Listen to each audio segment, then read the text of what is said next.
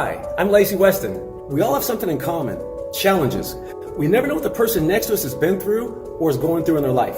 That's why I wrote a story and book of my personal journey titled She Was Worth It All.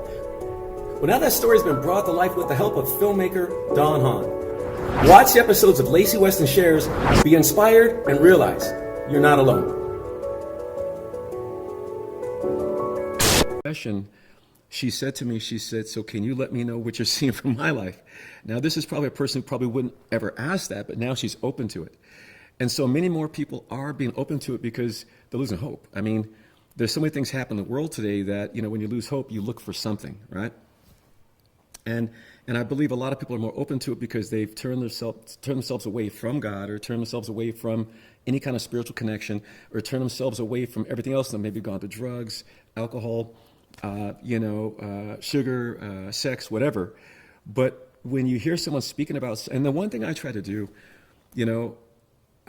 when you said about going on television doing psychics and really showboating, it's never been me, but the whole goal is I think that people see that about me, and I think that that's when they trust, let me talk to this guy because the way he lives his life, he seems happy, and I want to be happier, and if it's work of him, let me give it a shot. There's always been a shaman in the village going back, 10,000 okay, years. yeah. And many times they were seers and right, that's right. who could, tell about other things and other dimensions. Right. And in our culture, we often think that those people have to be a priest. That's right. Or they have That's to right. be That's right. Ordained Correct. something, which is cool. Exactly. But the more I think about it, the more those kinds of people are everyday people, right, that have those gifts. It's interesting you say that because there's a gentleman that's in my building, and he would always invite me to go to church with him. This has been going on for like 15 years now, right?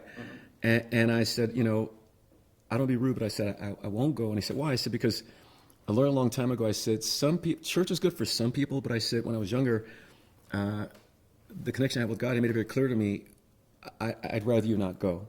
He said, I will give you messages. Even when it came to the Bible, in school growing up, we never read it so much, never really learned it like you should.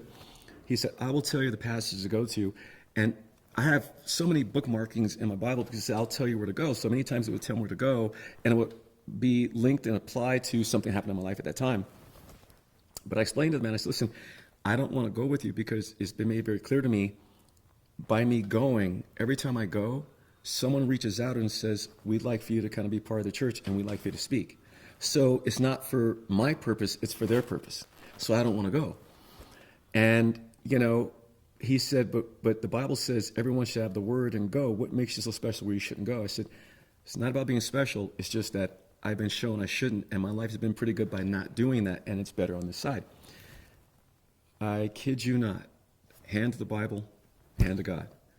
2 months ago, he came to me and said, you know what, Lacy? I said, what's that? He said, I learned something. He said, what's that? He said, we don't have to go to church. Okay, he said, it's for some who want to go, but he said, we don't have to do that. I said, do you know you and I talking right now about God as church? Okay, it's not the building, it's what we do, right? After 15 years, he came and finally told me this. I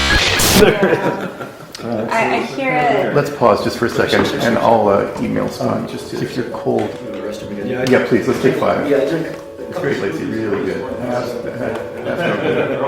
Yeah, right.